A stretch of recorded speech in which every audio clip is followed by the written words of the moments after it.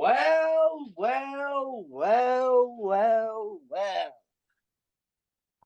Look what the cat dragged in. All the way back from Philly since last week. A certain Roman Reigns dick rider who, in all of these clips that you've seen at the start of the intro of Weekly Controversies, said that no way Cody needs the WWE Undisputed title. There's no way he's going to beat Roman Reigns. Oh, he ruined the biggest main event in WrestleMania history. And then he does this. He buys the merch. He wears the hat. He acknowledges his new champion. And now that Roman Reigns is gone off to do his own thing, he can finally accept that, Tony, you have to acknowledge the Crybabies. You have to acknowledge Cody Rhodes as your new undisputed WWE champion.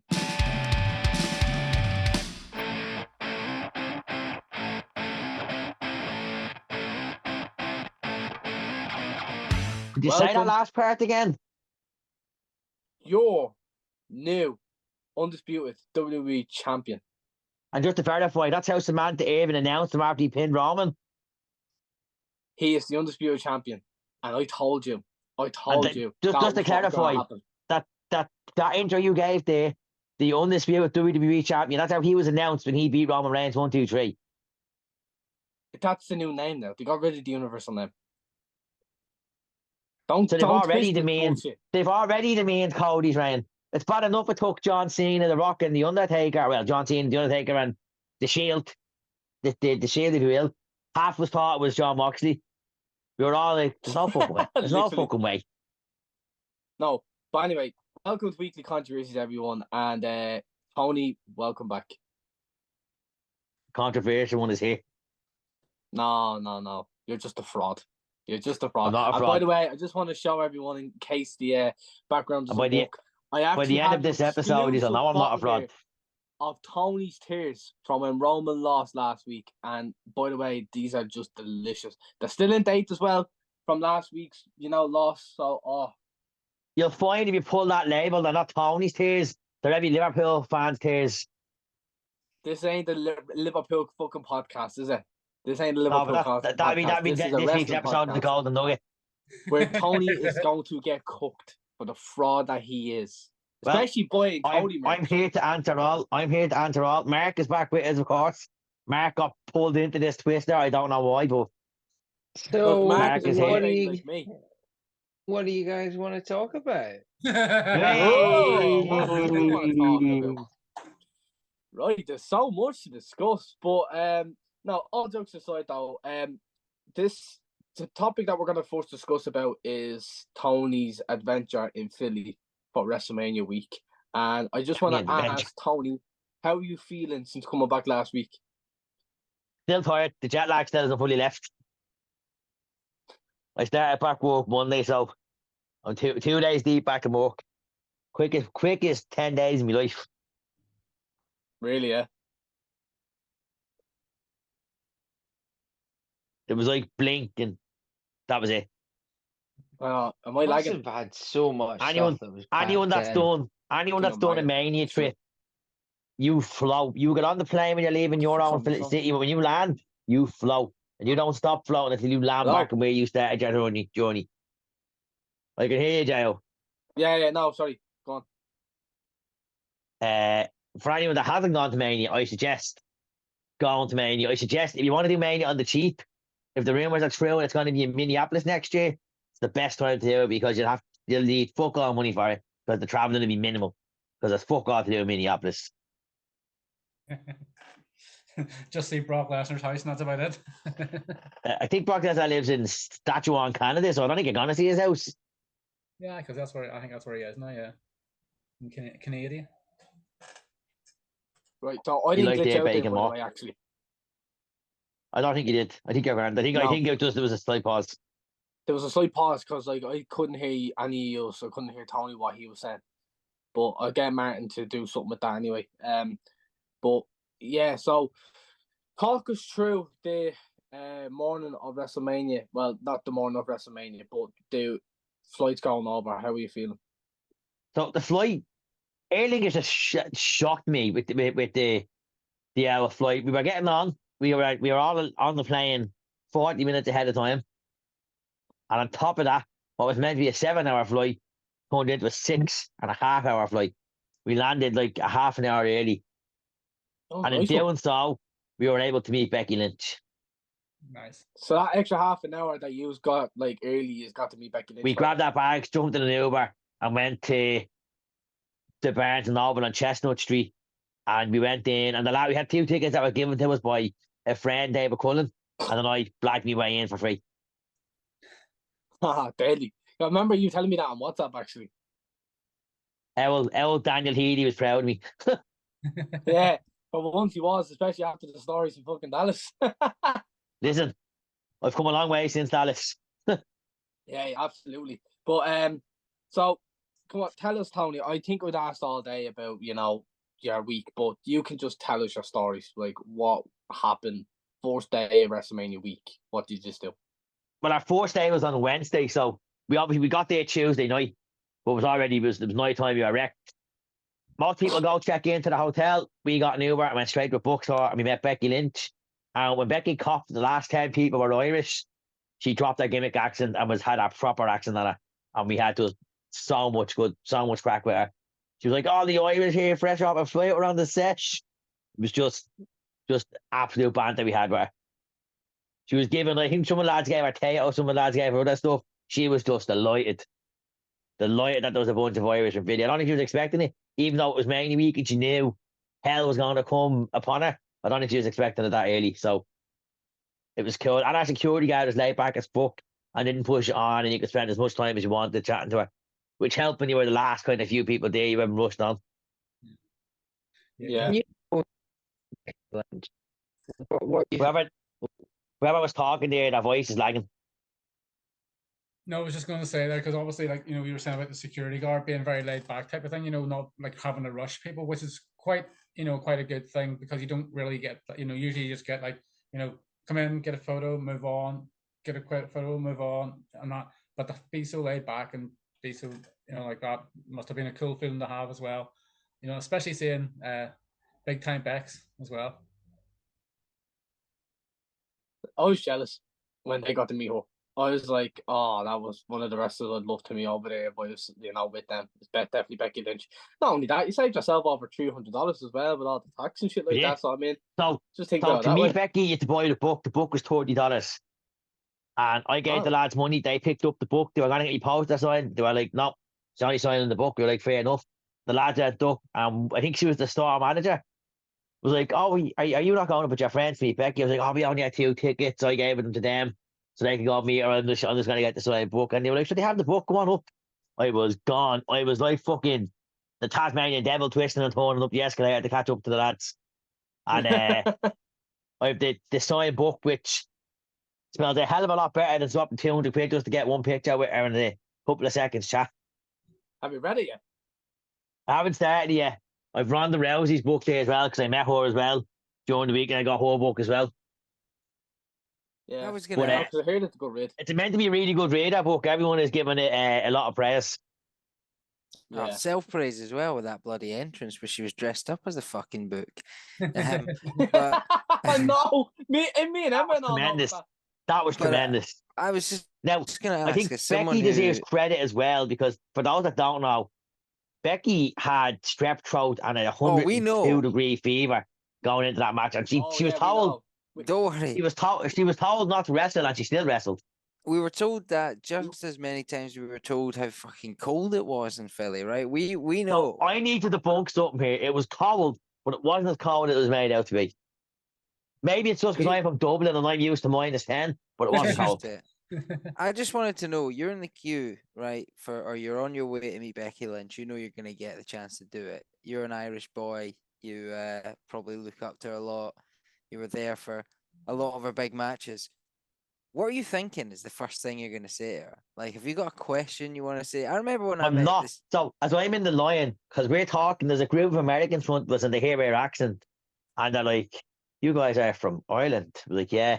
Like, when did you get here? We're like, about 15 minutes ago. They're like, what? Like, yeah, we got off the plane. Like, have you not checked in yet? Nope, came straight here. Like, the fuck? Like, it was just, we were stunned we even got there, and I was more so stunned that I was able to talk my way into the meet and greet. Because I didn't think I was going to get someone sound enough that would happen, but it did. And in the end, I could have got the poster signed because she was signing stuff, but I know I got to bring it up with me because I left it down with my bags down at the main entrance. We wouldn't do that at this point, and all the bags was. But no, we were just, once we got up to it, we were just, everyone was talking to her, chatting, wishing her good luck. And fuck no, she probably got sick meeting people in that bookshop. Who knows? I was gonna say, was she ill when you were, when you met her? Did she sound like she was all right? Or I guess She was all right. She was shaking hands, hugging, bantering. She was standing up for a picture, sitting down, wherever you are, she did. Have we Like, learned nothing from COVID? Like, she's as humble. COVID's a myth. She's as humble as it comes. Right, can I interrupt actually? Because I just want to say I'm interrupting. Tony gave her the sickness. Because they're all Irish. Irish pass each other sicknesses like it's fucking I don't get it. petty. When have you ever heard of me being sick? I'm just saying, you never fucking know. One of you could have been sick. It's a typical Irish thing over here. We all pass on the sickness. It is, even Rob agreed. The amount of she was doing it. Oh, you're going a wee bit quiet there, Tone. Can you hear me? Oh, yeah, Tone's gone. You better now. You better now. He is, he's gone. Can you hear me? Yeah, he's gone. Got you now. Can you hear me? I think my headphones went off. Hold on. Yeah, I can hear Hold you. on. We're having some technical difficulties here, ladies and gentlemen. So, fuck it, what's a podcast all about, boys, eh? Two seconds. Controversial start, what? You just keep fucking drinking the tears. We're going to get I don't know why Oh, this- these are just too disconnect. good, Mark. Honest to God, man. You should try this out, bro. I'm going to send you some over. Could be selling that stuff. What you I'm sending telling over? you, I'll be having me on stand and shit. Tony's chairs available now at 50 cents a pop. When the prime Where when the the prime fuck the Bluetooth sponsorship stands in this runs thing? out in the middle of the ring, it would just be a bottle of Tony's tears. Cody's kisses. Literally. Tony should Can give me you that hear me? WrestleMania Prime bottle. Yeah, we've got you, Yeah. Tony. Tony, we've got you. OTT's ring sponsor, Tony's Tears. Oh yeah, absolutely. Give me that money, Joe. Give me that money. Give me the paycheck. So, I haven't got a bottle of Tony's Tears. However, Yes. I was the Irish ace on this trip because whatever I said I was going to do, I did. And I told the lads when we left Philly, we were leaving with one of these. And we did. Of WrestleMania Prime. And the going rate for this free bottle is about 200 quid right now. That's ridiculous. What some is of the your flavour? Tony, I can give it back to you. So I don't need Tony's Tears. I've liquid gold. Thank you, Logan Paul. What's the flavour supposed to be of It's WrestleMania Prime? Metamoon. It's Metamoon flavour. All right, so they sell Metamoon anyway. It's just with a different fucking piece of plastic over it. That's what I was laughing at. literally They're it. not paying for the flavour. They're paying for the limited edition wrap for the label. Yeah. That's why I laughed at. And a lot of people last days going through the airport 'cause they didn't check it. They tried to carry on to the plane with them. Stupid bastards. Why the fuck would you do that? Yeah, my You headphones put in the disconnected. bag. I don't know why. But I'm back. Yeah. So whatever. Where were we before we got disconnected? Right, Oh, we were talking about Becky and Becky getting sick Becky and Lynch. yeah. So And we were asking if I asked any questions. No, it wasn't really questions asked. We chatted to her like she was one of our mates out in the street. Like it was like to everyone else that was there, the Americans and wherever else was there, she was a famous wrestler. But to us, she was like one of us. She's Irish. We're gonna have a chat banter with her, like, you know, that kind of way. One of us. She couldn't believe you were off fresh off a flight. She was like, "What does mean you're only off a flight?" She's like, "You only got off in Aer Lingus." Like, "Oh, I used to work for them." No way, you don't say. no, Becky, Look, we never I'm seen not- the documentaries before. Or Rebecca. I'm not shocked. I'd piss her off saying Rebecca. I'm not shocked that she ended up sick because for the 2 weeks run into Mania, all she did was book signings and meet and greets. So it was bound to happen. She was bound to come in contact with someone that was sick and decided, fuck it, I'm not missing my chance to meet Becky for free. I'm going to do it.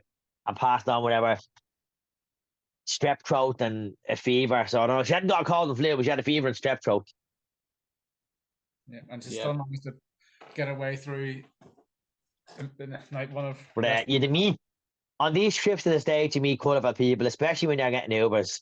And we're on the way to the hotel, and we're with this really nice bloke. He helped us load up his car. And we're pulling up into where the hotel is, and he's like, "Oh, this is my area. I live here. My whatever you want to call it, estate or block or whatever is over there somewhere." And he's like, "I never knew there was a hotel here." Which I'm like, "Booked us in there." Like, boy, where have you booked us into me? That is such an All the American thoughts going thing, through me. isn't it? Because when a local tells you there's no hotel here, you're like, he's booked us in for a brothel, hasn't he? He's fucked up. No, it was Oh, you it's can't a trust him. hotel, but it's not listed as a hotel in the directory in Philly. It's listed as a long stay apartment. Okay. So they're like, it's long stay It did look apartments. like an People there, apartment. yeah. So like they're bit more or less their apartments. They come fully equipped with fridges and microwaves and cookers and stuff like that. But it was just like even there, it was like half people in that them long stay were put there by housing. I don't know what you call them over there, housing enterprises that were trying to help us stay or whatever you want to call it. But it was just, and I was actually the mall that was directly 5-10 minutes away from where you were staying. I was in the mall 7 years prior when I was in Philly for the Rumble, Same and mall, yeah. you could see like from the mall, you could see how COVID had its effect. So I went from being this mall of atmosphere to a dead shopping centre, a dead mall, if you will. A lot of shops were closed. Fuck all people there. There was like big spaces between, like, say, one shop being up and another shop. Yeah. And that's what one of we got astounded by driver, a girl in a Tesla. Doors up like a Lamborghini or like the DeLorean, and she was like, "Yeah, since COVID, the big shops have gone." Amazon apparently has took over big time in the States. So a lot of the big shops have gone to dodge for Amazon now. There's a lot of online shopping, is it? Yeah. Well, Amazon in the States do online grocery shopping as well. So literally, Amazon controls everything in the States. Yeah, I think they're pushing that over here as well, because I know there's like, obviously there's like, you can get delivery for your groceries and stuff now as well, and things like that. Do you know what I mean? So it's like, everything's pushing towards online and that, to trying to keep everyone so-called safe and that, Yeah. things like that. And obviously over COVID, it did have an effect, and that's it. And you can see even local shopping centers, across the whole area was affected big time. Like even like, as I say, the shopping center I used to work in, basically the store closed, and that hence the reason why I had to work in another local store and that, because of that. But I say we're not here to talk about work and things like that. We are here to roast. Yeah. So obviously, my first full day was Wednesday, and Wednesday morning we went to get breakfast in a diner called Denny's. For those that are not familiar with Denny's do incredible pancakes. I liked them; they were delicious. I don't think they were as nice as IHOP's, but they're definitely up there. They were thick, they were fluffy, they were chocolate chippy. We got like a breakfast sandwich, and that was really nice as well. Then from there, we went around to a few malls, picked up a few bits and pieces. Got a phone plan between us, so we had data. We could stay connected to the world. And then we headed off to a little old arena called the 2300 Arena, or as wrestling fans know it, the ECW Bingo Hall. We were given a tour. We were given a tour of that arena by an ECW legend, the Blue Guy, the Blue Meanie, and he is one of the nicest people I have ever met. Like, he spent hours with us, he chatted, he brought us around, he showed us where stuff used to be, what changed, why they changed it, how they got away with so much. He was just full of stories. Took pictures, multiple pictures, signed whatever we had to get signed. I bought a BWO t-shirt because I wasn't passing up the opportunity to get a BWO t-shirt, because Blue World Order for life. That was about 2, maybe 3 hours. We got to take pictures on like the entranceway. He showed us where the old entranceway was. That's why there's a picture of me. It looks like it's completely random, but it's not. It's where the old entrance used to be, where a famous kind of setup was. He told us some insider stories that you probably shouldn't have, but here we are. It was one of those weird things. You didn't really meet many wrestlers walking out and about. Like, I think I bumped into Willow Nightingale and Sky Blue, and I talked to them. They were very nice and said hello to me. They said hello back, and then went on with their day. which was right up into was right outside the Westcon Hotel, so it bound to happen. Can I ask the question, Tony, before you continue? Actually, Yeah. What was the demand like? What was the queues like for that arena? Because that's a big thing in Philly for wrestling fans to visit So that arena. What was the queues like? we thought we arrived late, but we didn't. So we had gotten the Uber, but the Uber drive, the map system on the GPS is there zigzags, doesn't give you it doesn't like it leave you a shot. And the driver got turned around. We got there in the end, but he did 2 sessions, and both sessions were fairly busy. Because we had hung about for just before the second one started, because I had to see Dave before Dave went and did his tour. Because I'd won tickets answering a question that the Blue Media had asked, but wouldn't make the show because I was doing a meet and greet the next morning, so I had to hand the tickets to Dave and he used them. But a lot of people turned up for the tour because it's one of those things where you're like, it's not only a tour, you're getting led around by someone that was there. It's a chance to Someone meet that's going to be like full that, of stories. Exactly. It's like $20 and you got loads of pictures, autograph stuff. You got to speak to the Blue Meanie for hours on end, getting stories off him. You know, that kind of way. So, like, it wasn't a waste of money. It was money, definitely money well spent. And I was going to actually say to you, was ECW being a big reason why we're sitting here now as wrestling fans talking about the WWE and the Monday Night Wars? Was there a big topic of how ECW influenced professional wrestling as a whole over the last 30, 40 years? Because Paul Heyman said in the Hall of Fame that if it wasn't for ECW, we wouldn't have gotten the product kind of we've got now with the ideas and stuff like that. So was that like a discussion as well in the tour, was how big ECW really was to the professional wrestling world? So not so much there per se. It wasn't really one of the questions asked. But I mean, we all know that without ECW, we wouldn't have half as many of the matches we have now. Like there'd be no table matches, there'd be no ladder matches, there'd be no razor wire depth matches. Like ECW set the bar for those kind of things. And without ECW, we'd have no Taz, we'd have no Paul Heyman, we'd have no Dudley Boys. Like, you couldn't have a serious conversation about wrestling and what shaped it without talking about ECW, which we seen come full circle with Paul Heyman being inducted into the Hall of Fame. And he said he said the same thing. So, Flip. No, that is Jamie at the phone? I his camera fell. Notification fell. So I apologize about that. But yeah, no. So that was on the Thursday. Did you do anything else on the Thursday after the? That was on the Wednesday. So we arrived in a day early because we were gonna use the day to shop around and get stuff sorted. The first Mania part of the trip would have been the Thursday. We went down to the Superstore. It opened at 11. And when I tell you, you couldn't pay me enough to go to a Black Friday sale after what I witnessed, wrestling fans and wrestling fans alone do to get in and get forced and buy stuff. You just couldn't. It was a fucking war zone. When you rushed in, you were trying to get what you wanted. Like, I was just grabbing stuff and hoping I grabbed the right sizes. Thankfully, I did. Because, stuff just sold out. Stuff was just being ripped left, right, and centre. Like, there were lads buying 3 and 4 of the same thing. Those turnbuckle pads that were signed, that were numbered 1 to 40, that was signed by Cody and Roman, they were like $750. There were lads buying 4 and 5 of them. No, full well they could sell them on. Yeah. That's crazy. Was it bigger than the one in the other WrestleManias? Because I heard a lot of stories about how big the Superstar was. I feel the biggest Superstar that I've been to was in 2019 at 35. That to me is still the biggest Superstar that I've been to. That was massive. Huge. But this probably would have been the second biggest I've been to. Because the one in Dallas was very small, because part of the one in Dallas was like the little entrance thing. So Dallas wasn't as big, but it was quite the size. Like, it was ridiculous. Like, and you knew some things weren't going to get restocked. If we didn't get them, you weren't going to get them. So it was a rush to try and get like your large or your extra larges or find things on top and they fit you. The t-shirts were $40. The hoodies, I believe, were $70.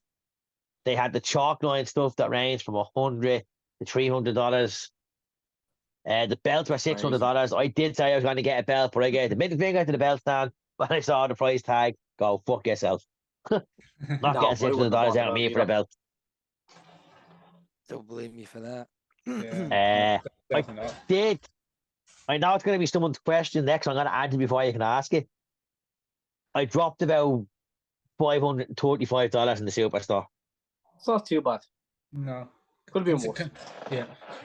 If I The had bulk been- of which was on a varsity WrestleMania jacket by it Chalk looked- Line.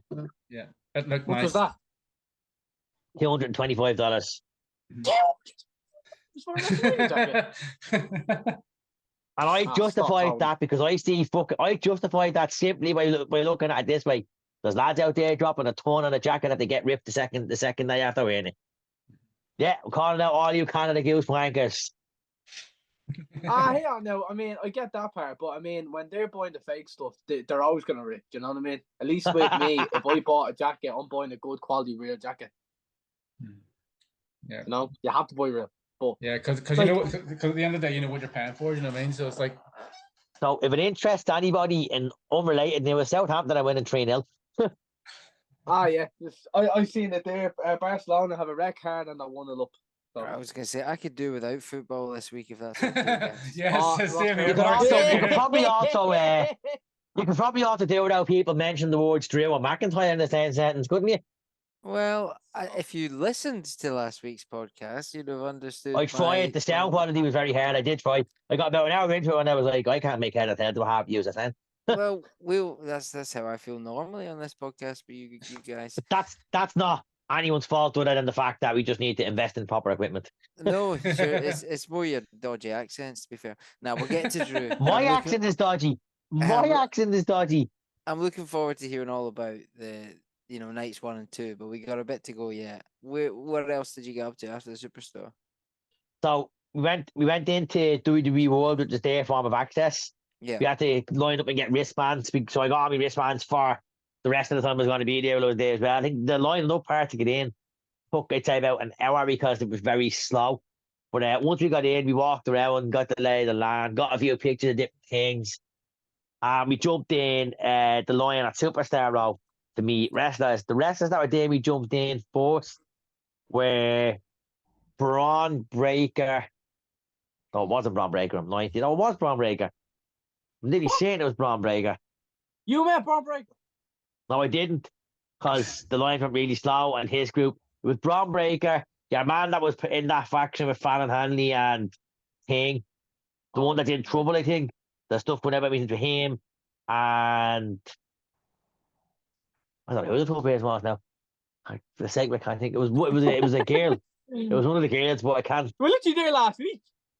I know, but I can't remember. Can I remember? I could only remember Braun, because that's who we lined up to meet when we seen he was there. But they changed every hour, so his hour went, he left, and then the next three came out, and the next three were Fallon Hanley, Jordan Devlin, and Ivy Nile. Well, Jordan, Or JD McDonough for it, you dirty bastard. Don't spit it on camera. Sorry. And I've been telling the lads, and the lads don't believe me, I've been telling the lads for a month that I'm a really good friend of Jordan Devlin's, of JD McDonough, and they wouldn't believe me. For love nor money, they thought I was minding them up. So I was ahead of them in the line. I met Fallon Hanley. She was really nice, down to earth. Then I walked up to the next place, which was Jordan, and he seen me, and he was like, just bring it in, and he hugged me, and we chatted for ages. He had to actually be told to stop talking to me. I didn't talk to me about how long we spent talking to each other. And I hadn't seen, the last time I seen him was the Scrapper Mania he did. So it's been a while since I'd seen him, so it was a cool little catch up. Like, on a picture of me and him hugging, you can see how happy he is to see me. Like, the lad has not forgot where he comes from, and he just loves seeing people that have followed his career, become friends via following his career. So that was cool. And the lads got the same reaction off because he knew they were with me, and they came off the line. But actually, I met Ivy Nile first, and she was like, "What was that about?" And I was like, "Oh, I know Jordan really well." And she was like, "Oh, that's really cool. You don't really expect that, these things, for people to know people." She was like, "I'm guessing by your accent, you're from Ireland too." I was like, from Dublin. She was actually really nice too. I talked to her for a bit. Then I moved on, and the lads came out and they walked up to me. you know the lads very well. That Ryan's Fagan and Healy, and they were like, "You hadn't known you did fucking know. Fuck right off." Like, why would I lie? Why would I lie about knowing someone? Like, I don't benefit from it. I think we got back. We didn't get back. Did we get back in the night again, or was it that the only meeting we did? I think that was the only meeting we did because we had shows on. So we had to leave to get to the fourth two shows. The fourth, which was the Mark Hitchcock show, which was a really good show. We got there late, but we didn't miss much. Got there in time to watch Josh Alexander wrestle. I'm a big Josh Alexander fan. So I got to watch him wrestle. I think he was wrestling Tanaka, which was a really good match. And then obviously I got to meet him then at WrestleCon, which was also cool. But like the lads were just walking around, like Swoggle was walking around. I got a picture with Joey Janela, he was just walking around. A lot of the ECW legends were walking around. Like, it was surreal to be in that venue for a wrestling show this time and not a tour. And the main event was Sammy Callahan against your man from Cobra Kai, fucking Stingray. By the way, Stingray can wrestle. Don't let Stingray's weight put you off. Stingray can fucking wrestle, and he can take serious bumps. But towards the end of the match, Callahan's working as a heel, which was confirmed at the start of the show when he said Philly was a dump and this venue makes him sick. So he's working as a heel, and he's beating the piss out of Patrick, I think his name is. Patrick something or another, beating the piss out of him with a candlestick. Then he poses with the candlestick in a famous pose. And as he does that pose, the lights go out. And I got to be present in the ECW arena for Sandman's entrance. Nice. Sandman showed up at the Mark Hitchcock show to enter Sandman. And when I tell you, there might have only been a couple of 1,000 people there. It may as well have been the 70,000 Mania because he got a pop. We belted out Enter Sandman, and he's clean. He doesn't drink. So the cans he brought out with him, he was feeding to the fans. It was just unbelievable to be there. And not only watch a wrestling show, but have an ECW legend in Sandman show up to Enter Sandman. You've often seen the videos of his entrance meetings and it's the best day going. And it happened and you're like, well, fuck me, I've done it. I've made it. And see, with the obviously you were at WWE World, did you see much difference between the likes of it and Access, or was it more or less the same kind of thing? So I had a lot of complaints from leaving the WWE World, and I think one of them was a picture that was taken of me and Chelsea Green. I had to zoom it in and shop it so it looked like it was closer. The picture looked like it was taken a million miles away. Rob, your focus in our camera is gone blurry. That's because I'm changing. It's like we're doing an interview with Vacant or Anonymous. You don't want anyone to know who you are. I'm changing character. Hold on. But it was the people that were put in certain spots to maintain and help it run smoothly. It was very tedious. Like, the Lions didn't have a waiting time, so you were jumping in it, and you could be in it for an hour, you could be in it for 2 hours. Which I knew about it when they said it was going to be like old Access. I was like, right, they're going to have the wrestlers do an hour each set and change them. That's what they do. So the fourth set could be like fucking New Day. They've been 3 wrestlers a meeting. And like, great, the New Day, they're big names. And then that hour could go when you missed them. And then fucking Cameron Grimes and fucking whoever else could come out. You're like, well, I'm have to wait 3 hours. I'm not getting to meet. I want to meet them. Instead of getting to meet the jobbers. Nothing against Cameron. Big Brian fan. Needs to be used better. Hopefully he will. But for the benefit of my story, it was weird because the VIP lines were handled really well and they ran smoothly, but the free lines were just fucking tedious. Like, you might get in to meet wrestlers and not get to meet someone until after 6 or 7 of them had gone by.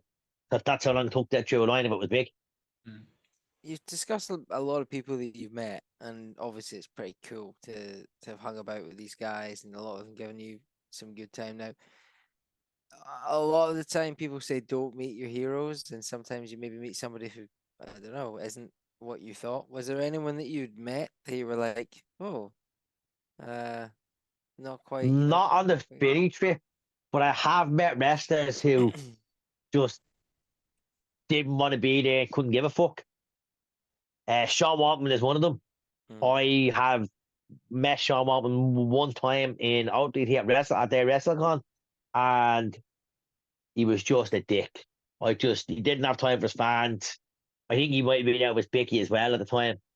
and it was just like he wasn't interacting. I don't know if the pic. I have looked back at the picture. I don't even know if the picture came out without him because he just didn't want to be there. I think he's the only person I've ever had a bad experience with fan-wise meeting a wrestler. I Yeah. don't think I've had a bad experience meeting other people. Not that I can think of off the top of my head. All right. And then from I guess you just watched the show. The Sandman's entered. You've seen. Well, you've been there for that night. What comes next? You get some sleep next day. So we didn't actually get home until late that night because Ryan had bought us tickets to another show, a GCW show, which we said we go to because LJ Cleary was on it. And that show started at midnight. So when that show ended, it was about, I think it was about 2 in the morning, half 2 in the morning. So it was nearly half 3, 4 o'clock by the time we got back in the hotel and in bed. So it was Did you a get long drunk? old day. Well, no, because Ryan Healy doesn't drink, Ryan Fagan wasn't legal, and I wasn't going to drink in front of the two of them. Oh no, that's actually shit, isn't it? So there was temptations every now and then, but I did fight temptation. But I think Friday we were running on fumes because we had fuck all sleep, like back all sleep. I think we were up early. I think we were up at like 9 o'clock, so we'd gotten in at like 4. We had about 5 hours sleep. Then we are back up at it again. We went to WrestleCon, which was more me and Healy's thing. Fagan doesn't really do meet and greet, so it wasn't kind of his cup of tea. But Well, did he not like it? No, Healy, does he not like it? he's not really a meet and greeter. He doesn't really do it for him. That day, Healy was meeting Sting. I met a lot of the ECW legends. They were all really nice. They were all very chatty. Sabir, where he got to talk to him a bit about his time in OTT. And he was telling me that he finished the rest of the match on broken ribs. Jesus. But he'd done a spot where he jumped onto a table or a plank and it didn't break. It wasn't set up right to break and he cracked his ribs. I finished the match with cracked and or broken ribs. Fucking hell.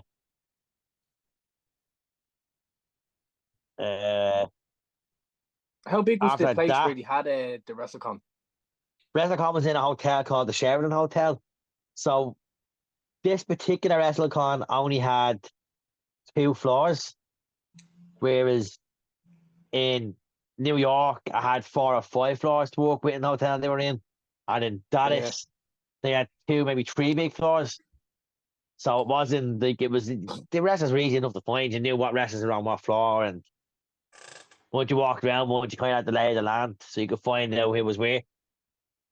So it was relatively easy enough to meet who you wanted to meet. Like I got through who I wanted to meet relatively quick because there wasn't lines from I was at the ECW lads, which I was shocked. I thought there would have been lines for them if it being in Philly. Yeah. So I got the big yoke signed that I put a picture up of on one of the, I think on the Insta, which Sandman's team took a picture of and asked me to share it on their socials because they loved it.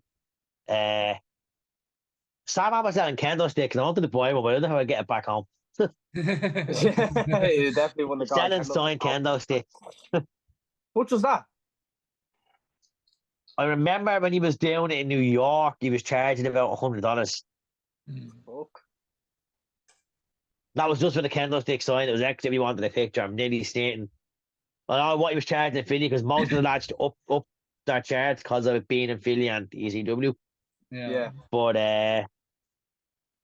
yeah, no, that was I met the some of the biggest names in ECW, including Raven, who I'm a long time fan of, but I've missed out meeting him multiple times. So he showed up late, but I got to meet him in the end. Got to meet Perry Saturn. That was really cool. I got this time European belt and the ECW thing I had. A quick question I about wanted to meet Dean price. Malenko, but he hadn't got prices out, and everyone that met him that day said he was in a cranky humor, so it told me off wanting to meet him. Now, quick question about Perry Saturn, and a very important question: did he have Moppy with him?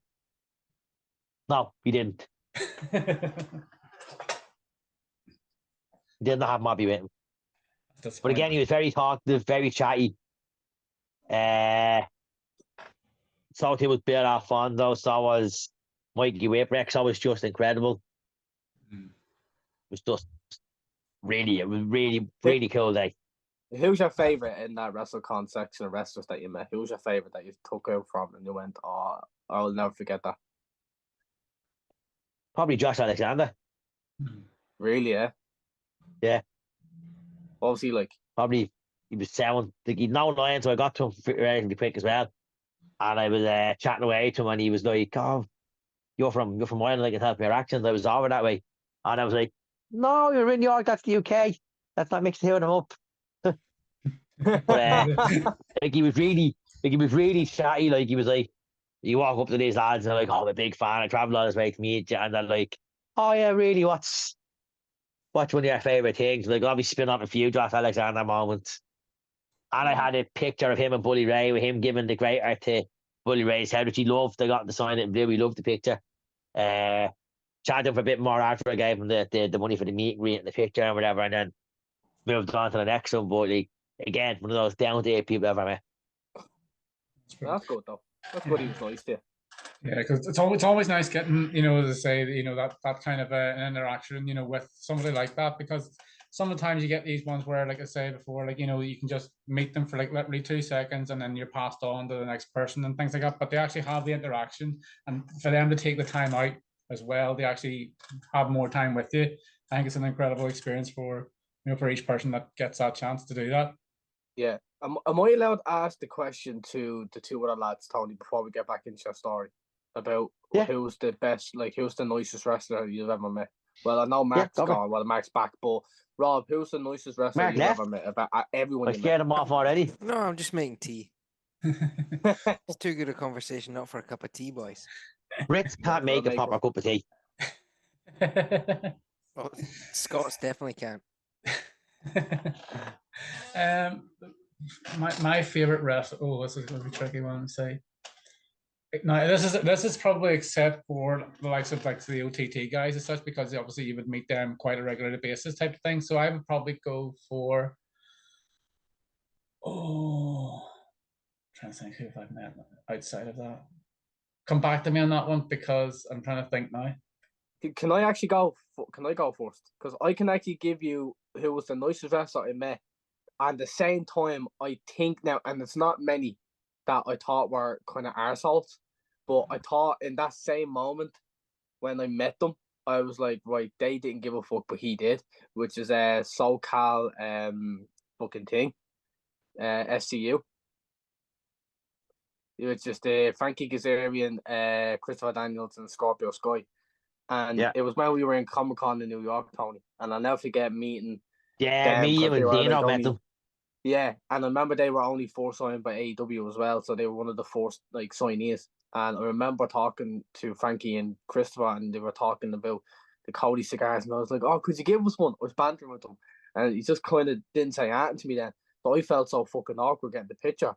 But Scorpio Sky was so nice to me. He goes, "Oh man, I can recognize your accent. Where are you from?" I goes, "Oh, I'm from Ireland." He goes, "Oh, Ireland, I've never been there, man. I want to go there."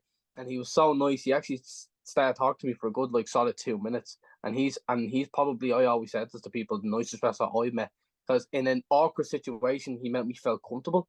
And it was like, I thought when I met Frankie and Christopher, I was like, oh, these lads don't want to give a fuck. They just want to do that thing and do whatever, you know what I mean? But Scorpio Sky made the awkwardness comfortable for me. So I'd say Scorpio Sky's the nicest, and then them two were probably the worst, but not the worst. They weren't awkward, but they were awkward, but they weren't like in a brick way. So,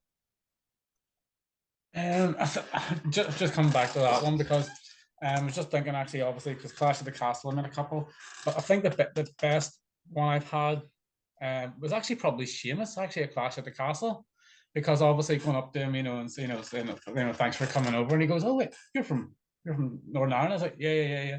I was just having a quick conversation and signing signing the, his autograph and things like that, getting a picture with him and stuff.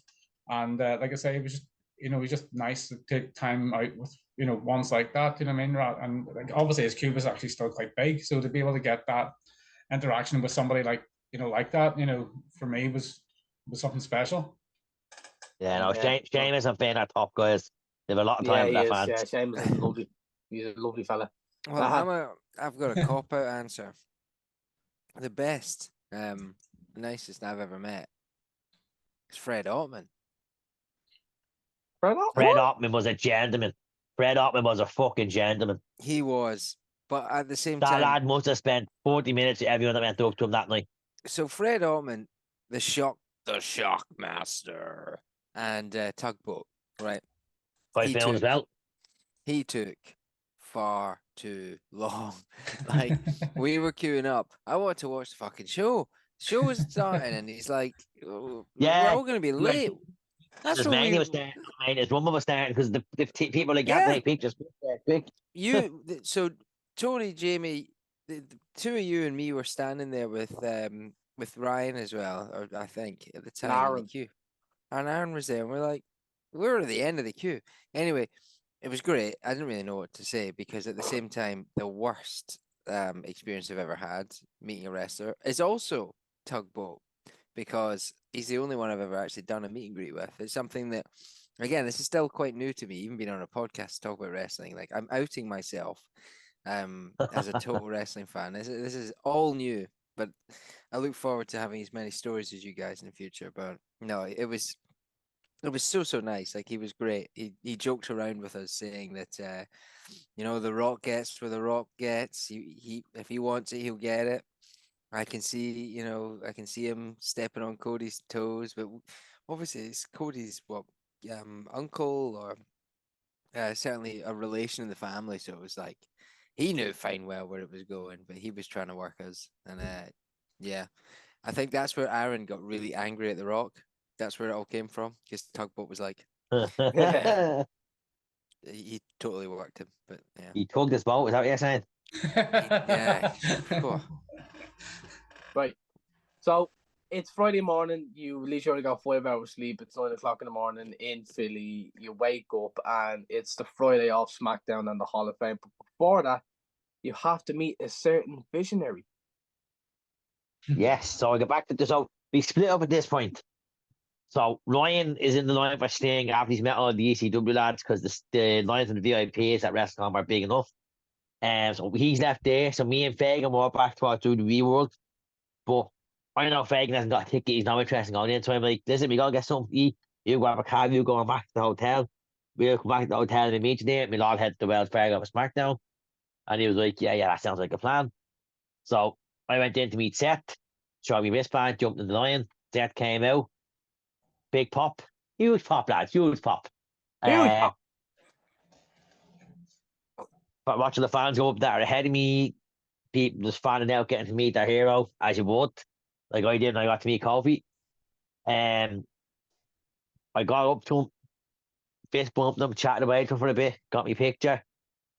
And it was quick because obviously they had to do it quick because they're on a time constraint because each of the VIPs were an hour long as well.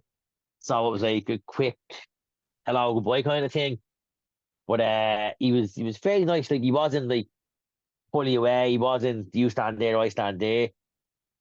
Any fan that went up, he interacted with. There was a couple that went up with their kid, and they had like t-shirts done. One saying the freaking ma, one saying the freaking pops, and he said pop for that family when he seen their t-shirts. He loved it.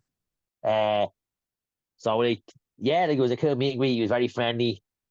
He was approachable. Like some of the big names me don't really get approachable, but he was very approachable. Very approachable. It was a very enjoyable experience. Absolutely chuffed I got the ticket to meet him. What did you get signed? They gave you something signed. They let me get out signed. They gave you a pre-signed 8x10. Yeah. I think I have it. I remember when you met the lads, you got your belt signed. So I mean, I found Yes, that kind so of. that was I find when that weird. that's when WWE were running Access. Yeah, but it's the same thing. But So they gave you this Oh, cool. pre-signed. Yeah, it doesn't look too bad. No, cool. An interesting But, character, Seth. It was a complaint because we were like, we're just spending whatever it was, including tax, $230 to meet Seth or Punk, and you weren't allowed to get out and sign. It was a pre-signed item, so I'm like, it drops stupid points. Why can't we get something signed? So the magazine I wanted them to sign that I got boxed to sign, and it would have meant I only needed Roman Reigns' signature to complete the magazine, but they went and doing signatures, so And they didn't do VIP autograph sessions either. They just did the VIP photo. There was autograph sessions, but they were just with Hulk Hogan and Undertaker, I believe. Yeah. A lot of But it's what about can I say, selling Mac? it on, isn't it? Like I said, Fanatics, it was their fourth attempt at something like this. But before that was Fight a Minute, and before Fight a Minute was just WWE doing it themselves. So I have to believe that the next time they do it, they'll have already run it once. They'll have known, right, we'll do this, we won't do that. We'll make the Lions go this way and that way. We'll have whatever in place. So hopefully they get better with it. But it wasn't. Like, for the money they're charging and not letting you get them signed is quite outrageous. At the same time, but that's to stop people from like making money off it, I guess. But in terms of But Seth that's, himself, I mean, I understand that, 'cause I do. There is a couple of lads that I spotted there that do buy it up and resell them. But those lads shouldn't ruin it for everyone else. Like, I'm meeting a No. restaurant, I want a picture and I want an autograph with him. I'm not gonna like sell the thing that I get. Yeah. Me kids might when I'm gone off this year, they might, but I'm not going to.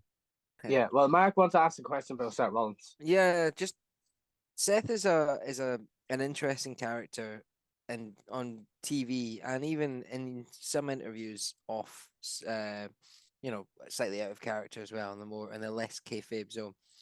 You've mentioned that he was like an absolute gent. Do you think when you're meeting someone like that, do you get pure Seth Rollins, or do you get an essence of the real person behind the character as well when you meet them in that environment? So I've obviously met quite a lot of wrestlers at this point in my life. Enough that I would hope I'd know the difference between them putting on and not putting on, because you can tell when someone are putting on. You can tell when it's forced. I do believe it was part of his character. I believe his character is him. He is that kind of personality in real life. So I believe he was friendly because, unlike the Hulk Hogan's and the Undertakers, he didn't just get bred into this business. He started on the indies and worked his way up. So meeting fans would have been an everyday thing for him in Ring of Honor and whatever other indies he did. Well, I have to believe it was legit him and not an act just to show face. But you've seen him. If fans get too close, they get too much. You've seen him telling the fans to fuck off. They're not afraid to do it. They will do it. Mm. But I just think when you meet people like that, when you go and meet characters, you are sort of meeting that character. You know what I mean? You're not going to meet Colby Lopez. You're not going to meet Phil Brooks.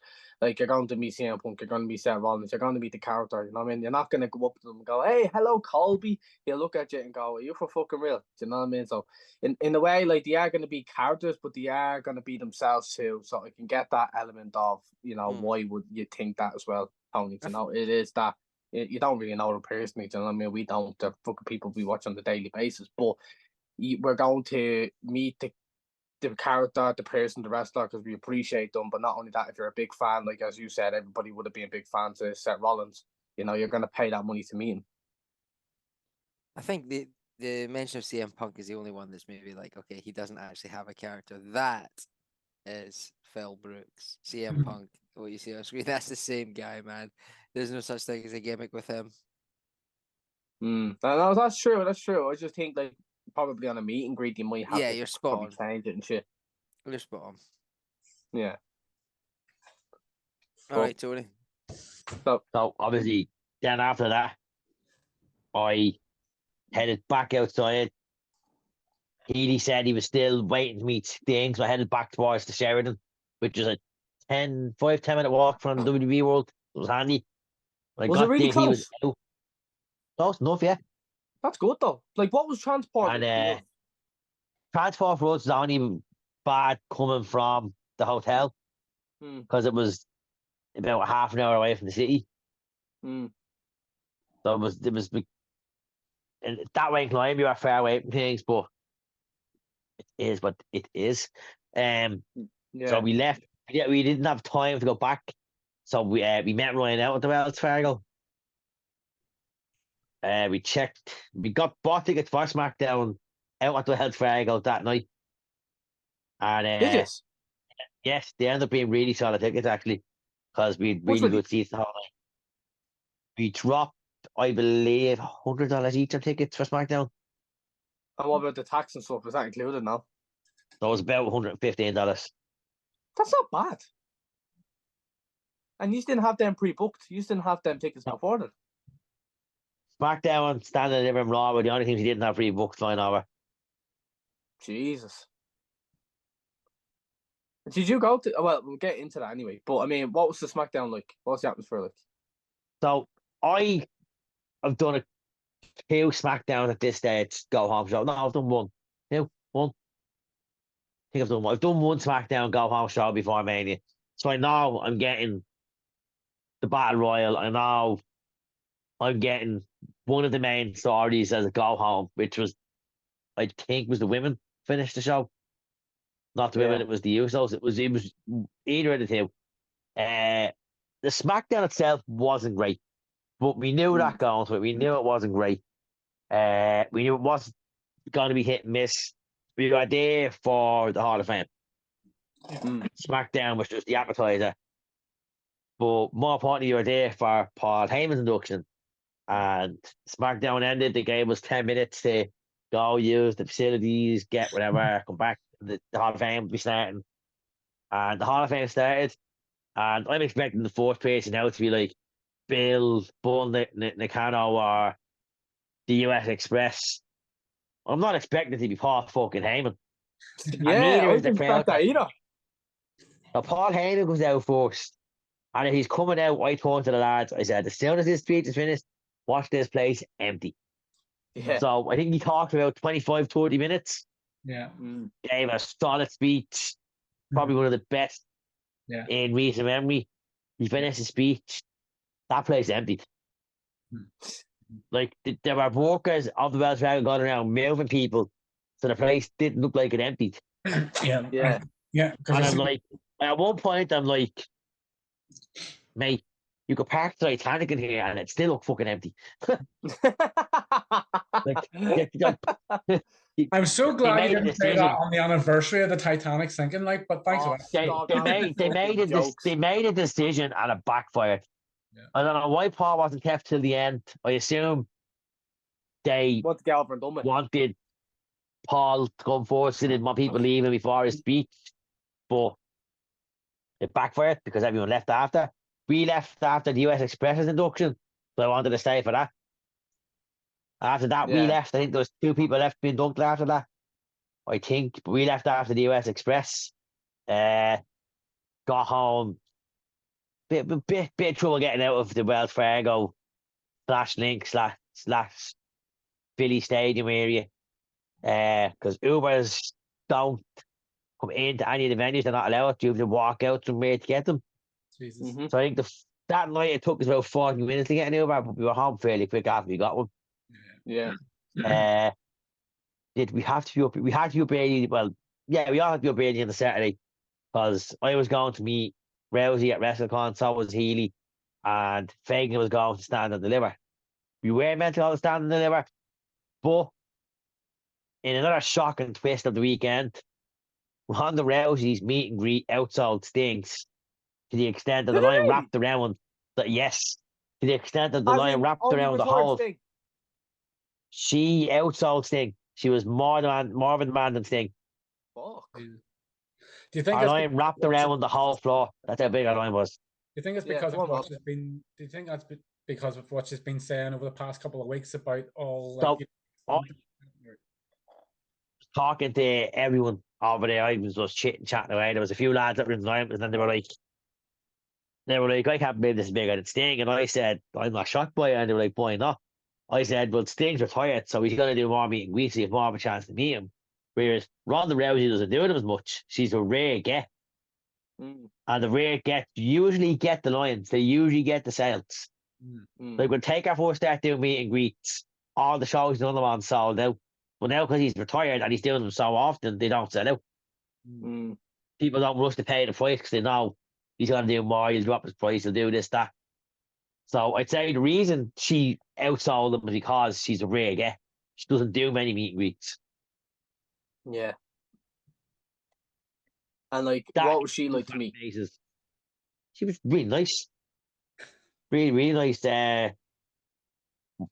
Took about an hour and a half to meet her. No, it took 3 hours, nearly 3 hours.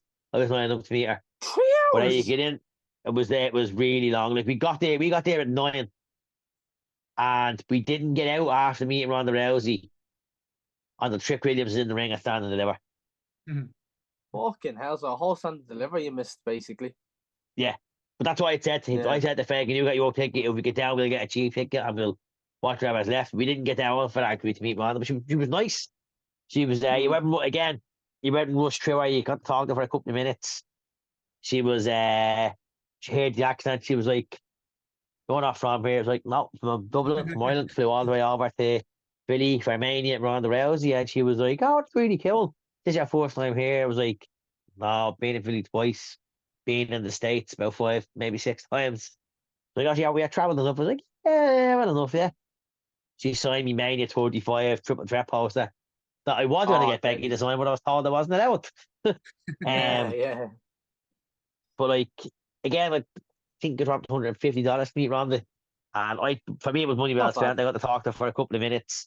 Yeah. She was signing stuff. She was very talkative. You can see in the picture that she didn't distance herself. She wrapped around you. Yeah. It was like she had a big line. Like I think she went on longer than WrestleCon had gone on that day.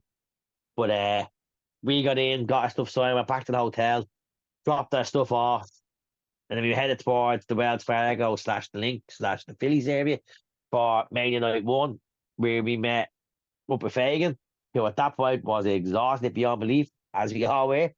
Was he And actually exhausted? it was very tired a week. I think the only time we slept in was the Monday morning and the Tuesday, because we didn't have to, we didn't need to leave anywhere on the Monday into Raw. We had a little bit of extra time to stay in bed. But we get to the Wells Fargo and we enter through the turnstile, scan our tickets, and head in for night one of Mania. What was that feeling like? So I've been at Mania before, but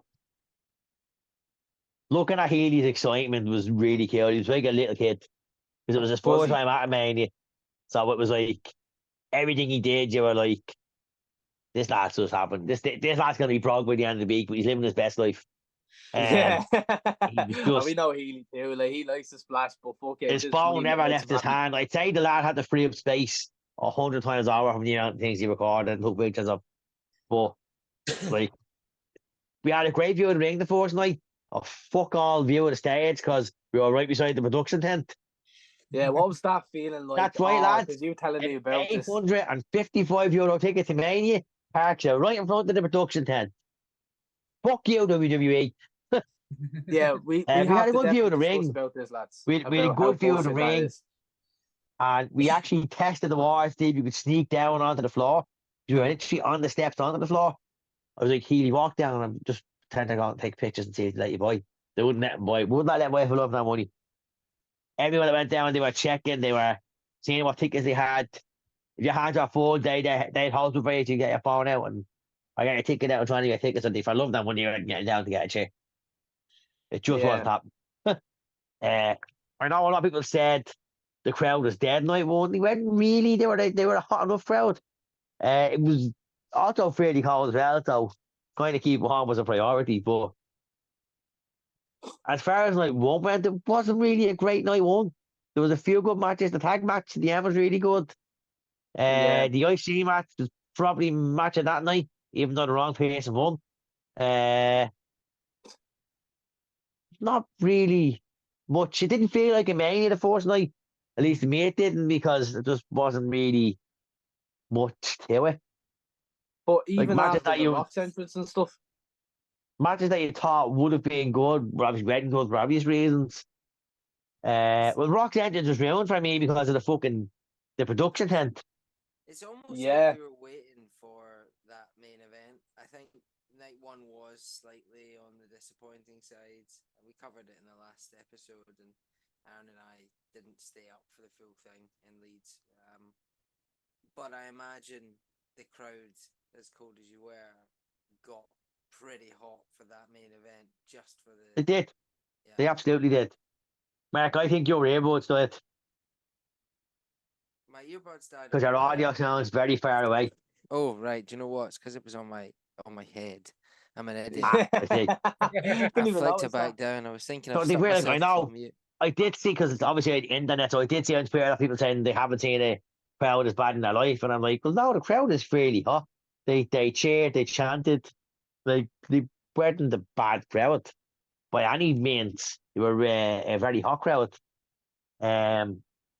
Just the matches just didn't deliver as they should have.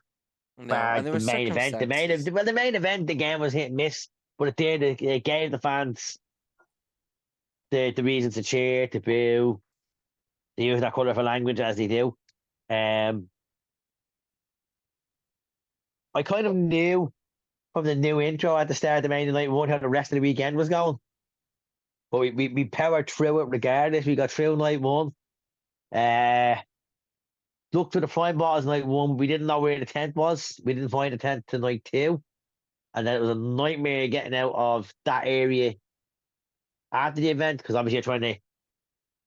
You're one of 70,000 plus trying to get out of the venue and get an Uber or get whatever. I That's think funny. we were going On hour that, and a bit to get an Uber. so I don't know if you guys are familiar with Wrestling with Regret, Brian Zane's YouTube channel. It's brilliant if you aren't. So he would normally go year on year, and I watched his review of WrestleMania, and he said the same thing. I was surprised because he did his review from home, and I was thinking usually he'd record himself at the venue and stuff. But he said that I can't remember when the last time they were at Philly was, but he said he would just never ever again go and watch wrestling at that stadium because 70,000 people trying to all get into the one Uber pretty much to get away when the show finishes. He just said it was a nightmare. Um, Interesting that you had that same experience this time.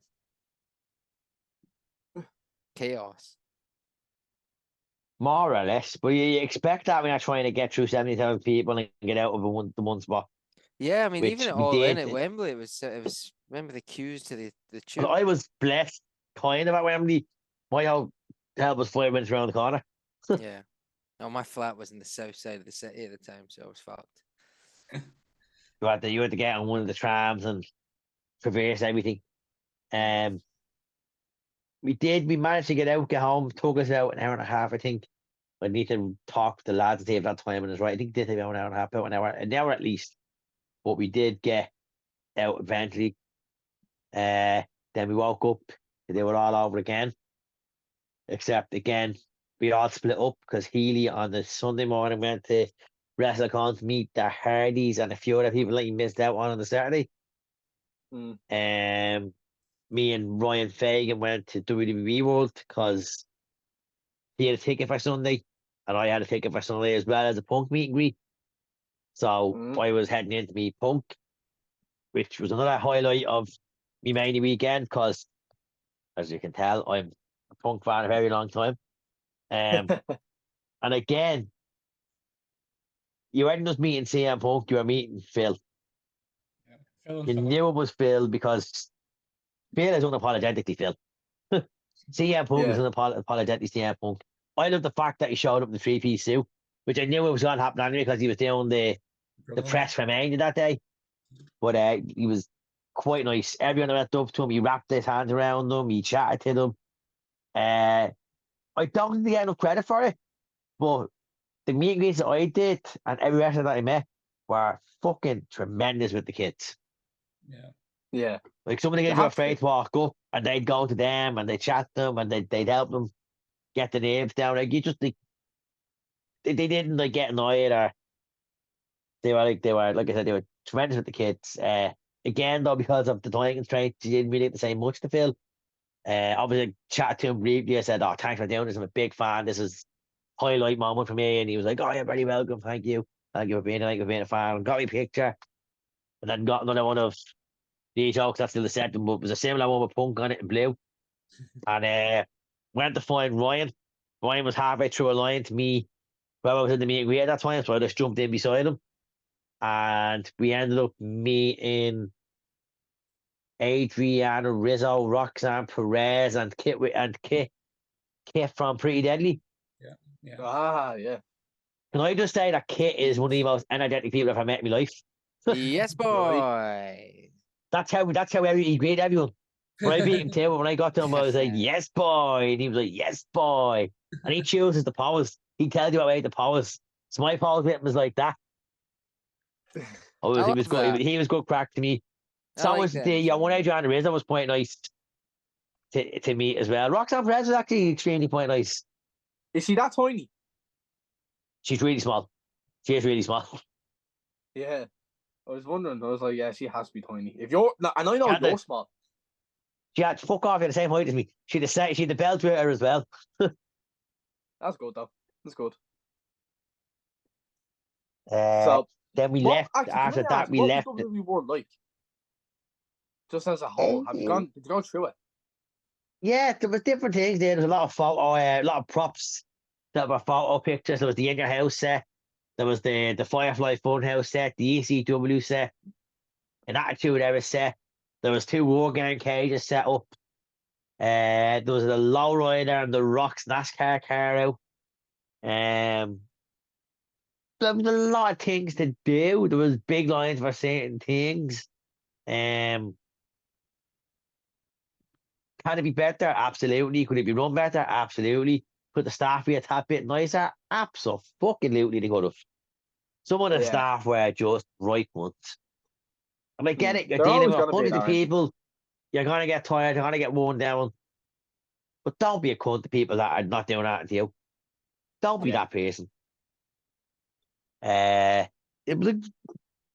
I don't like for 60 quid. You can't go wrong. Like if you're there at the right time, you could circle the photo ups a few times and get a lot of pictures. Like I said it to the lads. I said next year, the likes of Trick, Mello, Roxanne, Braun, they'll all be 200-300 quid meet and greets. Yeah. They'll Literally, all especially be Braun. the top tier stars. I won't There take was a Trick lot of though on Mello. changes done because of injuries though. I think Mello was pulled from his photo area. He wasn't pulled, he wasn't there at all because of an injury. Someone else took his place.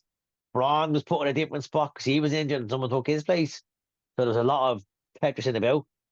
But Yeah. like but did tell you it was definitely worth the money. Hopefully next year they run it a little bit better and have different layouts. Mm. Then we headed to get through it. Then we headed to back toward the Wells Fargo for night 2 of WrestleMania. And now Check, we discuss we what we've been wanting to checked in, discuss and starting this. walked around. The lads are saying to be putting any new T-shirts out. They hadn't at that time. We got to our seats. Our seats the second night, 100 times better than the seats the first night. We were looking And what were straight they? up the ramp at the stage. Same price, 885. Okay. That's mad. We were looking straight up the ramp. Yeah. It's I fucking know, it was ridiculous, because the it was prices, left. isn't it? It's because it was left so late. If you had got a combo ticket, we'd have had the same seats for Yeah. a tenth of the price. Much of the Uh, combos were like probably them sort of seats. The combos.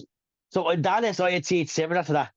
Them kind of seats on the ball and the risers. And me and Dan, I think, paid $530 combo for both nights. That's fucking brilliant. How come they're so expensive now? Because we didn't buy the tickets until 2 months before we travelled over. Oh, I suppose. It was a really late planned WrestleMania because we were doing it, and then we weren't doing it, and then we were doing it. And then The Rock was announced against Roman, and I was doing it, and I had booked stuff. And then as we get into it, the main event changed, and Oh, it was never announced. What a rookie error. it was announced briefly. There was no rookie era. I It's got never Daniel official. Bryan again. It was official, and I got Daniel Bryan again. They were going with Cody anyway. You knew they were going with Cody. You still want to admit it. Same with Cody. Cody was winning. You still want to admit it. I mean, he was eventually going to beat Roman, wasn't he? Whether he got Mania or not. Cody was Yeah. always the one. You don't deserve this short, by the way. I fucking do. What short? That short that you bought. Or is He it just did fucking it because I knew Ryan's? it pissed people off. I'm not the controversial one for that for no reason. twat bag. But anyway, Uh, but WrestleMania night 2, that night, what was it like? now that you mention it, though, it is getting quite warm in here. Oh, you fucking dickhead! You fucking dickhead! Look at this cunt! Look at this cunt! You absolute wanker! Take that off! You don't deserve to wear it. You find rightly he was going to wear that T-shirt. You knew fine rightly. He's a fucking Well, I dickhead. had, well, He I shouldn't had salt. fucking be Well, wearing it. I had salt to the wounds. Where did you get that?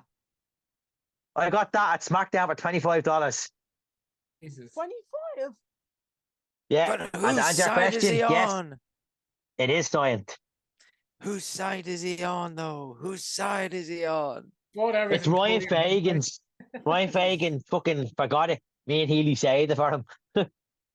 All right then. I was wondering. I was fucking wondering.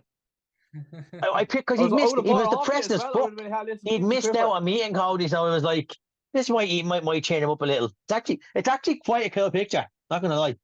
It is a cool picture. It's big. That's what she said. But we're at night 2. We are at night 2, which was the better of the 2 nights. It felt more like a Mania. Way better. But what kicked off night 2 again? Some refreshing memory. Yeah, what did kick off night 2? No, it wasn't Hold on a set. sec. Oh, Jesus Christ, is that the time? Was it Drew and Set? Is that the time? It Oh, might Jesus. have been Drew and Seth, yeah. Guys, I'm up early again. I gotta go. I didn't realize it was already, half 9. Oh, Jesus. You enjoy the rest of the Holy pod. fuck. Sorry, just looking at the football. What Right, football? Tony, go on. Put me out of my misery. So the fourth match was Drew and Seth, which was a brilliant match. It Unbelievable. literally it set the tone for the rest of the night. Yeah. It was a match which ended the way it should have ended, with Drew McIntyre lifting the World Heavyweight title and finally getting his WrestleMania moment. But as I predicted, CM Punk got involved and led to Damian Priest successfully cashing in that briefcase and becoming the fourth Puerto Rican world champion in 50 years. Is that what they said? 50 Yeah. years? Fucking hell. Pedro Morales was the last person to do it, I think they said. Yeah. Listen, I was happy for Priest because he deserved that World Title run. Was I pissed that they did Drew dirty? Absolutely. But Drew, that payoff for Drew happened the next night. Because Drew came out and we saw Drew what he is capable of. Plus, you will be in live and living colour at Clash of the Castle in Glasgow when he lifts that title after he dethrones Priest. So be happy. We'll be there. We'll be there. Listen, Tony, I would actually be. I might surprise you with this. I said it last week. It was bitter, but it was bittersweet. I absolutely loved that opening bout. From the first Claymore, popping me, you get my little, marking out like mad. That's what they call me. My name is Mark, and I marked out at the Claymore. I thought that was it, right? But amazing storytelling. Was so happy that Drew dominated to win, but you cannot have a character and a story going in that direction where he was totally just. I mean, Punk's not there to be a punching bag. Punk was there to set up a future story, and the story continues, as your T-shirt says. He got his comeuppance, Drew, and he deserved the comeuppance by losing the way he did. But at least he won the title, dominating the way he did. So I got to see what I wanted to see, and then I was happy to see the story continue. I got to stand at this pub and applaud and, almost cry as my dear friend wins the title. But I am so excited. And as I said last week, I'm a fucking be there when he lifts that title at Clash. And you know what? I hope you guys are too. Yeah. Oh, I'll be there. Yeah. Well, I fucking hope so, but I don't know what the future's going to hold. It could not be. We knew it was going to happen. We knew Punk was getting involved. There was no two ways about it. We just talked about the matches last week, so I'm not going to drag out the next part of this podcast by dragging out all the matches that happened that night. But I did get that right. I also got Bailey right. Fuck the lot, yous are all Bailey haters. Bailey won her women's title just as she should. I Good predicted match. I was that. shocked Damage Control didn't get involved in that match, though. I'm not going to lie. I was shocked there was no Damage Control. Said the I was same. convinced they were going to get involved. That was interesting. Also, Brady got new music. Mhm. Brady got a remix version of our team. Yeah. AJ got bad new was that? music. Yeah, AJ which I got still heel hate. music. How bad was that too? Yeah. And what was the reaction to AJ's theme live at WrestleMania? Because when you heard it, like you were like, still not really sure of it. Like, but We were all kind of like that. We knew we was having new music. We just didn't know what to expect. But it is what it is. AJ is not known for music that it had a good, like it had got a good beat, a good rhythm. I need to listen to it properly. But I didn't hate it. I think it fits the heel character he's doing right now. He's doing the whole no one matters and no one else character like he did in TNA. So I look forward to seeing the direction he's going in. We all know that's him and Cody at Backlash. That's something to look forward to. yeah, Absolutely. yeah. Yeah. I can't imagine LA Knight's going to win next week on SmackDown, or this week on SmackDown. I No, can't this imagine week, Triple H no. kind of poke a face against the face. No. And the thing about it is because it'll make a really good story with that match as well. You know, obviously two, Bullet Club leaders, against each other for Yes. the WWE title. Do you know what I mean? So there's that element to it as well, and obviously AJ, was talking about retirement and things like that as well too. And this, I don't want to say it, but this could be almost a fitting way for him to go out on, even if he didn't win the title.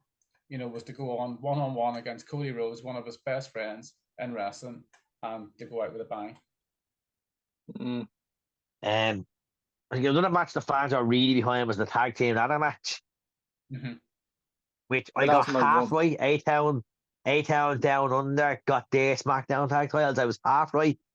And Yeah. then R-Truth got his moment. I got it Yeah, right. Which I got it right as well. which is probably deserved given how long R-Truth has been in the business. He deserved his moment. Tony, did you write down all our predictions so we know who won? Because I'm pretty sure me and I Rob didn't want, we did an smashed it. episode of it, so I'm sure if we look back we can see who did what. I want my I title. did absolutely terrible. I want my weekly controversial title. But can I just say that finally, after 14, 15 years, we finally have new tag team titles. Yeah. Thank fuck. We fucking got there.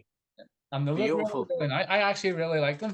I really do. I think the design on it was really cool. I'm a the big side fan of them. plates, I know a lot. They have side plates. I know a lot of fans are pissing all over them, but the what you could do with these belts are endless. Like the most obscure two people could win them and get side plates for them.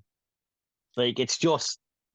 I assume on SmackDown, A-Town Down Under, I get the same belt, but with blue instead of red on the center. I don't think. I hope it's not the same WWE logo. Or maybe it's I think completely it'd be too different belt. lazy. But another thing we got, they're no longer the Raw and SmackDown tag team titles. They're the We're world. OG again. The Raw titles are now the World Tag Team titles. That means the SmackDown Tag Team titles are officially the WWE Tag Team Championships. Yeah. Yeah.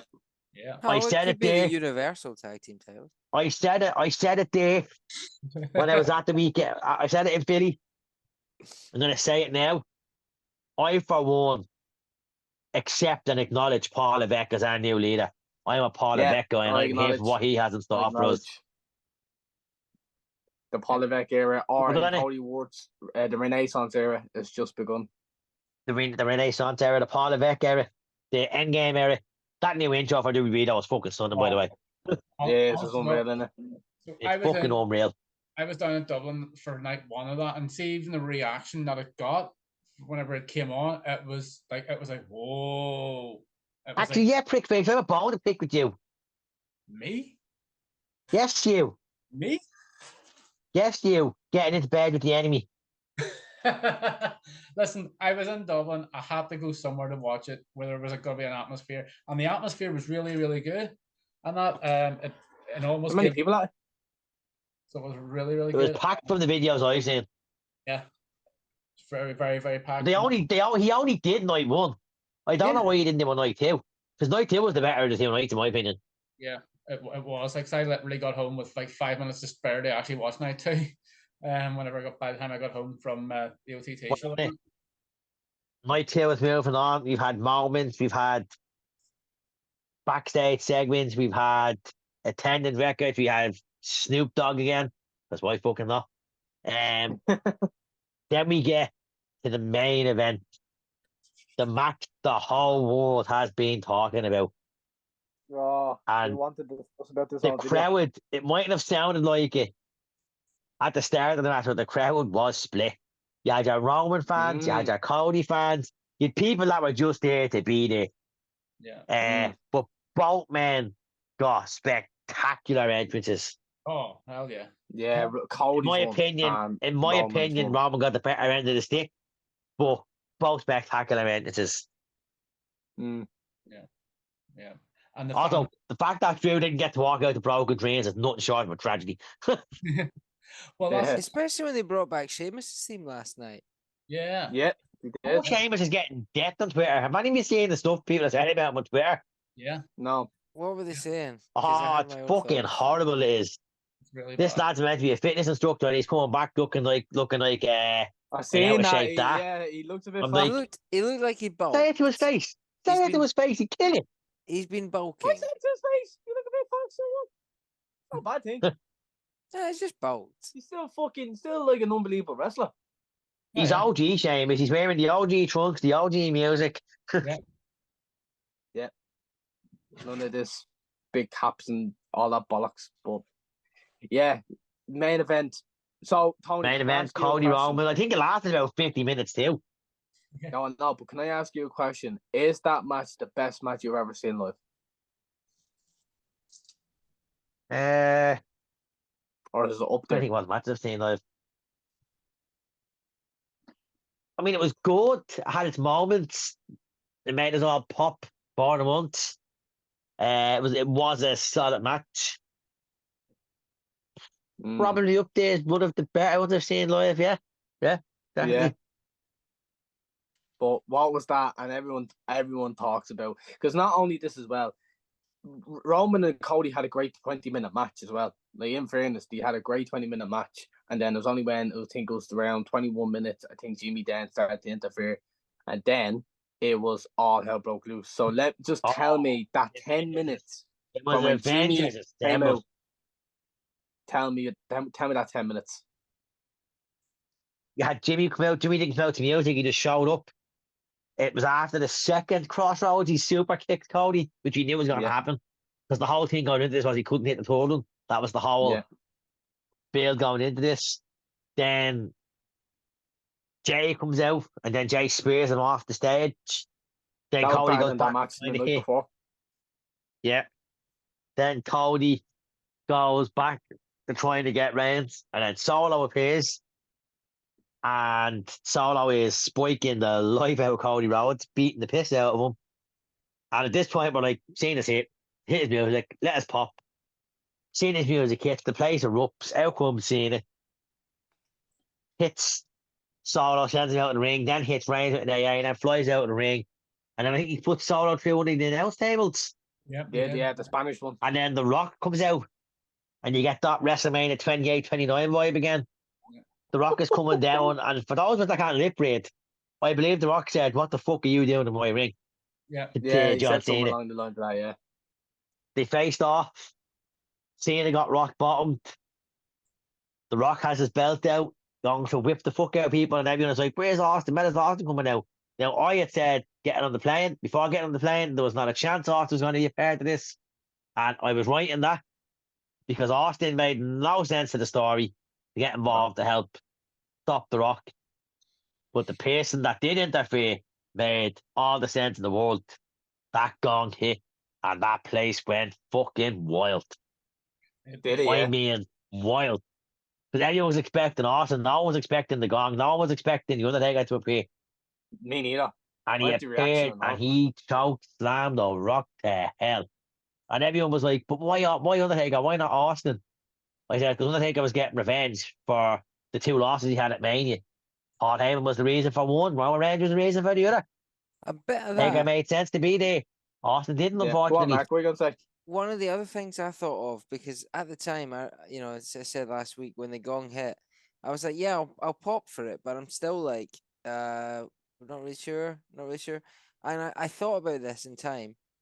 It makes more sense for Undertaker in a historic sense because ultimately, with The Rock coming in as this new leader, and the way that he was conducting himself as a locker room leader, but also like the boss.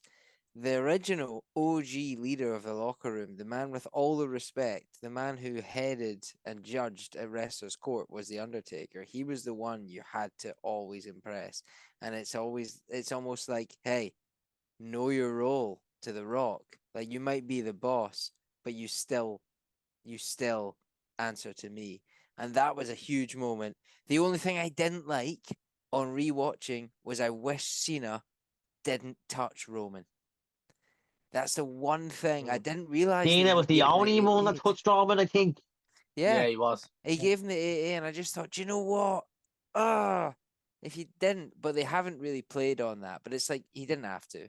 He could have just appeared And there. then you're like, what more could they give you? What more could they do to get you out of your seat? And then the fucking Shields music hit, and you're like, there's no way. He's not here. Moxley is not You here. thought the same. You thought the Everyone same. thought, if you tell me you didn't think Ambrose was coming out, I'm going to call bullshit. Because No, I everybody did. that was I thought around he was us coming out. thought the same thing. And then Seth appeared, and as quick as he appeared, he was put down. Yeah. Lad But was they're still put the cheering fuck on. down. And then Which is Roman had why to make a Cena was decision. great. Roman picked up the chair, he had to make a decision. And he flashed back. Because if you look up your dates, 10 years to the day was the day Seth Rollins stabbed the Shield in the back. So Roman made choice to get revenge and smashed Rollins. Then tried to go for a spear, but Cody was away. Cody kicked him. 1, Crossroads. 2, Crossroads. And then finally, a year in the making, he hit the 3rd Crossroads. Rolled Roman over. 1, 2, 3. And at 1,316 days, Roman Reigns' historic reign ended. Cody finished his story.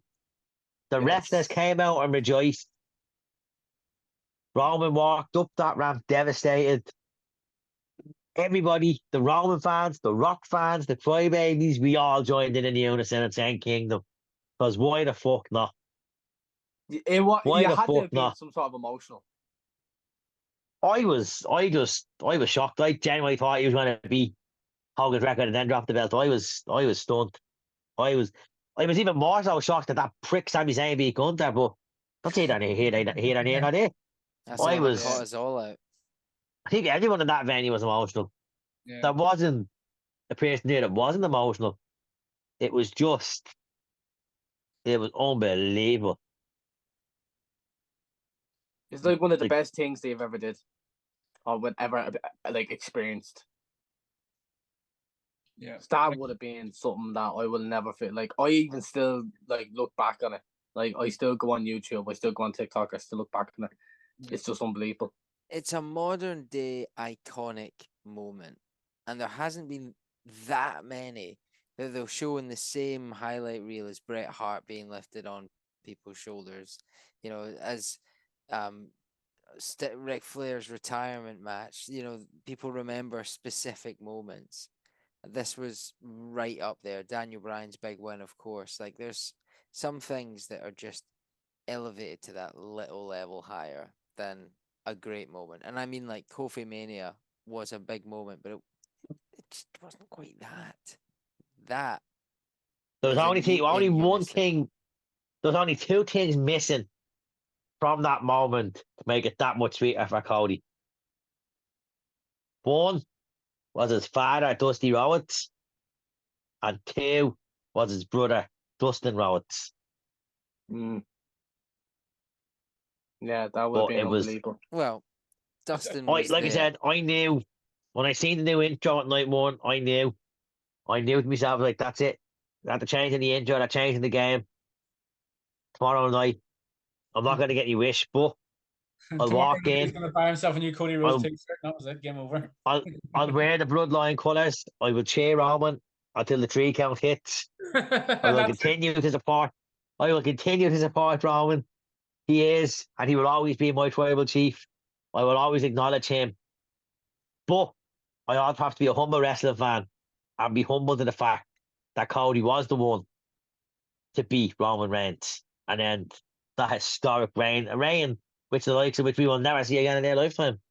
Until Roman comes back and then takes it and does it more. And I think we'd be stupid if we don't give Roman his flowers. He'd be stupid if we don't give Seth his flowers. Give him his flowers. He deserves it. Because it was just fucking phenomenal. Yeah. And Yeah. the bloodline is far from dead. Solo looks to be taken over as the tribal chief with Tama Tonga in his ranks. Because as we seen on SmackDown, things have to be dealt with, and it looks like Solo's going to be the one to do it. He's finally talking. He's finally being NXT Solo. It only took a fucking year and a half. He might actually get a win as well. I am looking forward to seeing where they go next. I feel bad for Cody because even though he won the title, even though he got his moment, the bloodline is still getting talked about more than him. And not even Roman Solo. I mean, I wouldn't say that's true, but anyway, you know. So I mean, the story is continuing. He finished it, but yeah, but now I'd say after the draft, after the AJ Styles run, we'll see what happens then. I assume Cody's going to SmackDown during the draft, and I assume Jay is going to SmackDown too. Yeah, I'd say so as well. But it should be interesting, and that's kind of the next episode we're going to do as well. We're going to kind of touch on the draft too, because it'll be that week when it happens. So we'll be definitely touching on the draft in next week's episode. You know, because it's going to be very interesting, because apparently it's going to be as different as any other draft over the years. So it's definitely going to be something that we'll have to discuss about. Yeah, and say on the subject of the draft, like I say, I just hope that with the draft they do stick to it. Now I know sometimes there might be some twists where they have to maybe bring someone over from Raw to SmackDown, SmackDown to Raw for doing like a live show or something. If somebody's maybe picked up an injury or can't make it or whatever it happens to be, and that's fair enough. But at least try and keep it to as much as the draft as possible, you know, with regards to the actual, you know, each story that goes with each person that's going to go over from whether it's Raw to SmackDown, SmackDown to Raw, NXT to Raw, NXT to SmackDown, and vice versa, because you're going to get ones from Raw, SmackDown going to NXT as well here. And this story, I for one can't wait to see Steph Ron and CM Punk back in NXT. Oh, it's gonna be unreal, isn't it? It's gonna be quality. CM Punk on commentary on NXT. Yeah, it's better than Booker T. But yeah, absolutely. But before we end this episode of Weekly Controversies with Tony's, you know, story, but Monday night at Raw after WrestleMania. Yeah. What was that like? Just when you thought you couldn't get any more emotional, Triple H plays that fucking video package. And you're like, you can't help but be emotional watching it. Like, fuck me. Then after that, Cody's like, what do you want to talk about? And that all too familiar music hits. And The Rock comes out. Says he has to go and do Hollywood stuff. He has to ride off into the sunset. But he will be back. And when he comes back, whether Cody is a champion or not, he's coming for Cody. So lads, anyone want to go to Cleveland for SummerSlam? Yeah, let's fucking go. Let's go and get another mortgage or whatever, another loan. Let's fucking go. I'm already paying off my fucking loan as it is as well. Because of Vegas last year. It was a really good Raw, probably one of the better Raw after Manias in recent time. Yeah. I thought people said it was still shit, even though it was way better than last year's. I feel I again have a problem with this because it was a really good Raw. It was a really good Raw, but people are now comparing it Raw after WrestleMania. What's going to happen? Oh, goodness me. Like, it doesn't need shocks. It doesn't need surprises. It continued the stories. It set up new stories. It introduced new characters, old characters, but it didn't reinvent the wheel. It didn't give me like a, oh my God, that only this could happen on the Raw after WrestleMania. It was just a great Raw. Yeah. And that's good enough for me. We did get shocks. We did get John Cena. Yeah. We did get the NXT champion Ilya Dragunov. We did get the NXT Women's Champion, Roxanne Perez. Yeah, there was enough. So there were shocks there. We got Punk once again screwing Drew McIntyre. Poor Mark just couldn't catch a break that week. But not only that, there's something that we still haven't even touched on with regards to that, which is to do with the potential of this man coming back. So Not just him. It's if you watch the promos properly, it says we are coming. You forgot about us. Laurel, more than one. Way more than one. Way more than one. Just saying. Alexa Bliss is coming back with Lily, and Lily's gonna possess her again, and shit's gonna be crazy. There's enough little teases to keep you going. That's the thing. We don't know where it's going. The summer could be big, right? After WrestleMania, there's always a lull. It always kind of sucks when The Rock comes out and he says, that was great and all, but now I'm fucking off for a while. That's kind of shit for fans. But there's enough for us to keep intrigue up. And Exactly. There's going. enough there to keep you thinking. Yeah. And I mean, even last night's Raw, they dropped the QR code that brought you to a website that had more to do with the weirdness that's going on in returns and. Yeah, it's clever and it keeps it keeps you engaged. And again, by having a new champion, both major champions new, by having the tag team titles split, new Intercontinental Champion, new Chad Gable turning heel, and with the thought of SummerSlam where Logan Paul will probably still hold the US belt, there are so many feuds now that we can shake things up with. Like, it could be a really exciting summer for the purists, even if we don't need The Rock or the big names there. Plus, Roman's coming back at some point, right? Seth is coming back at some point. Gunther's coming back at some point. I'm interested to see where this goes. Yeah, and then we'll be all definitely discussing the potential of the draft or WWE because of the draft next week. Yeah. We finally got it. It was teased for weeks, but it finally happened. Chad Gable is a heel. Should be interesting. To see what happens there. Big bad Chad. Kirk Gable is coming. And all I have to ask is that, are you ready? Are you willing? And are you Gable? I'm ready for it. I love the American Alpha, so let's go. Yeah, same. I'm looking forward to seeing what they do with Chad Gable as the heel. So yeah, well, as Martin would probably say if we're running over, shoot.